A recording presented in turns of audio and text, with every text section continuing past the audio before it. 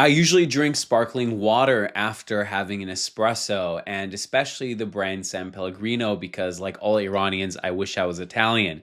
But I'm here in Michigan, and this time I tried LaCroix, French wannabe brand, and I noticed that it says innocent on the can. I don't know if you guys can see that. It says innocent right there, and it actually says innocent on the branding of the box as well. Innocent. Now, you might think nothing of it, but there's actually a very deep religious theme behind the word innocent being on this. I mean, just think about it for a second. You're innocent of sin, innocent of a murder. But why would food have to be marked as innocent? We can trace this back to Protestant and more specifically Puritan notions about food and about indulgence and gluttony as being inherently immoral and sinful. So when we think about the fact that Northwestern Europeans have famously bland food, that isn't by accident. That was on purpose. Not because they have bad taste, right? Curry is the national dish of England. They like spicy food. The reason their food is bland is because they believed that exciting, ostentatious, overly tasty food was an indulgence. It was gluttonous. It was sin. It was actually seen as immoral. This is why Kellogg's started with cornflakes cereal that have no taste and no texture.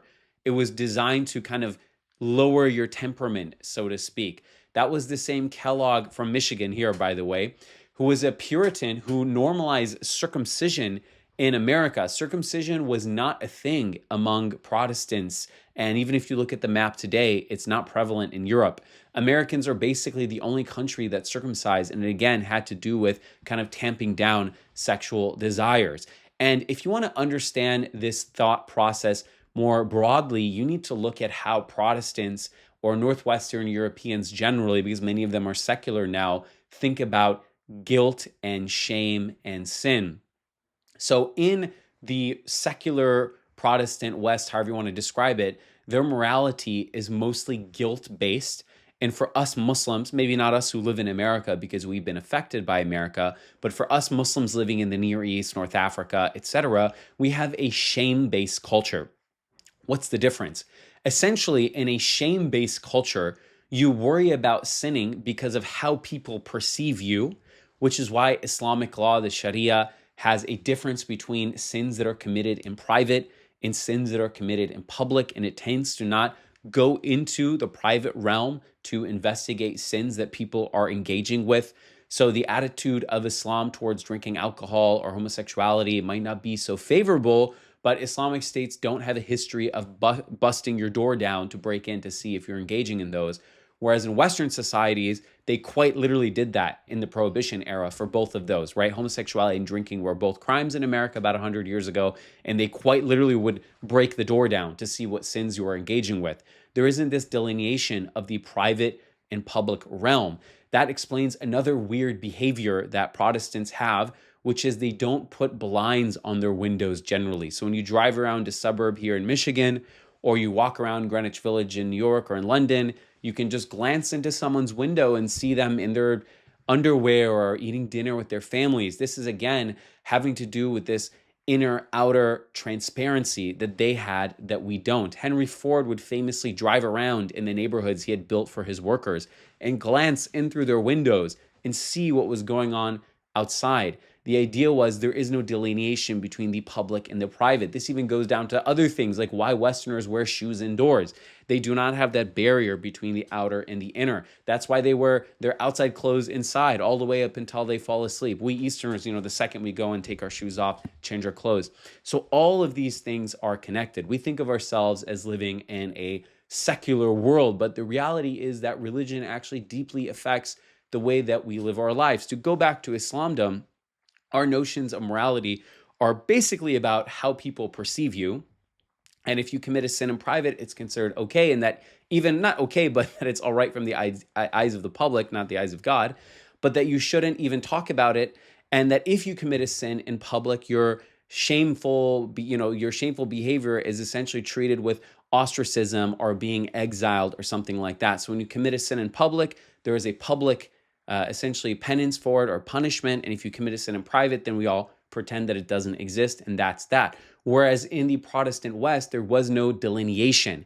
So in the East, sinning and feeling bad for sin is based around public shame, whereas in the West, it's about guilt. So that's why when a Protestant person or a person coming from this culture commits a sin or really just does anything wrong, whether it's in private or in public, their guilt is the primary animus for them repenting for it or atoning for it. This is why, for example, it's common in the Protestant West for people to admit to doing crimes. Even decades later, they'll turn themselves in because they're being eaten alive by a sense of guilt, whereas that tends to not happen in our societies. It's why if you steal a candy bar as a child in Islamdom, your parents will say, "What would people think if they saw you? You better not do that again." Whereas in the West, they drag you back to the store and say, "Give it back to the store owner. You're not allowed to do that." So again, these go back to really, really deeply baked in differences that we don't really think about in our normal lives. And this takes me back to this idea of innocence. So this is nonsensical to a Muslim because we only care about gluttony and eating insofar as others perceive us to be gluttonous or overweight. As long as no one perceives the gluttony and that you're in good shape, we would never care if we had an unhealthy drink or not. Whereas a Westerner, even sitting in the comfort of their own home, wants to be told essentially that drinking this sparkling water is innocent because it doesn't have any sugar. It's self-policing, internal guilt. So these things, we take them for granted. No one ever actually explains it to us, but it really deeply, at a fundamental level, affects how we interact with the world, how we think about things that we've done, how we think about ourselves, how we think about the food that we eat. So if you want to know sometimes if you're a Western Muslim, why you feel like you're neither here nor there, it's because we have both at the same time. So sometimes that could be worse in a way because we go to our communities and we have the shame-based communal morality, and then we come into our private lives, and then we have the guilt-based private morality of Protestants, and we kind of end up in a worst of both worlds situation. So if you're Protestant, you might find that the Muslim shame-based morality can be a bit freeing because it allows you to live a private life and not be racked with feelings of guilt because of infractures. And if you're a Muslim, you might find that the Protestant guilt-based morality has some benefits because it means that people police themselves just for the sake of doing it. And perhaps it does actually lead to better societal outcomes. But I'm not here to draw judgments, just bring your attention to how religion is literally everywhere, even on this LaCroix water bottle or sparkling water box. So if you enjoy this type of thing, you can see more of it on my website, Persian Poetics. I teach Persian Sufi poetry and the Persian language, but we often delve into these topics, as my students know, and I want to bring up the differences between the secular Protestant West and the Near East, where the beautiful poets such as Rumi come from. So if you'd like to join my classes, they're free to join at PersianPoetics.com. And I usually don't make videos like this, but if you like them, let me know in the comments and I'll make more. Thanks for listening.